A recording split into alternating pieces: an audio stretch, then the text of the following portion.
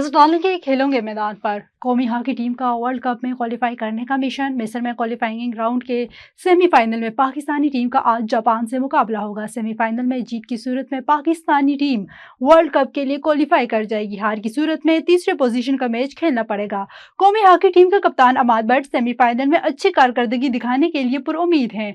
कौमी टीम के कप्तान अमाद बट ने कहा है कि मोराल हाई है, कौम से दुआओं की अपील है, अल्लाह ने चाहा तो वर्ल्ड कप के लिए क्वालिफाई करेंगे। आईसीसी मेंस टी20 वर्ल्ड कप 2026 के दौरान मशरक़ वस्ती में पैदा होने वाली हालिया कशीदगी की सूरत हाल के बाइस वेस्ट इंडीज और जिम्बाब्वे की टीम क्रिकेट भारत में ही रुकने पर मजबूर हो गई हैं। दोनों टीमें इतवार को सुपर 8 मरहले के अख्तिताम पर टूर्नामेंट से बाहर हो गई थी और इन्हें मुत्तहिदा अरब अमारात के रास्ते अपने अपने ममालिक वापस जाना था। ताहम ईरान की जानिब से हफ्ते के रोज़ अमेरिका और इसराइल के हमलों के जवाब में खलीजी खित्ते की जानिब से मिसाइल और ड्रोन हमलों के बाद दुबई और अबू ज़ेबी के मसरूफ हवाई अड्डों पर हज़ारों परवाजें मनसूख कर दी गई हैं। कौमी क्रिकेट टीम के ओपनिंग बल्लेबाज साहबजादा फरहान और स्पिनर इब्रार अहमद टी20 रैंकिंग में पहली पोजीशन पर कब्जे के नजदीक पहुंच गए हैं। इंटरनेशनल क्रिकेट काउंसिल की जानिब से जारी करदा ताज़ा रैंकिंग के मुताबिक बल्लेबाजों में साहबजादा फरहान एक दर्जे तरक्की पाकर दूसरी पोजीशन पर आ गए हैं।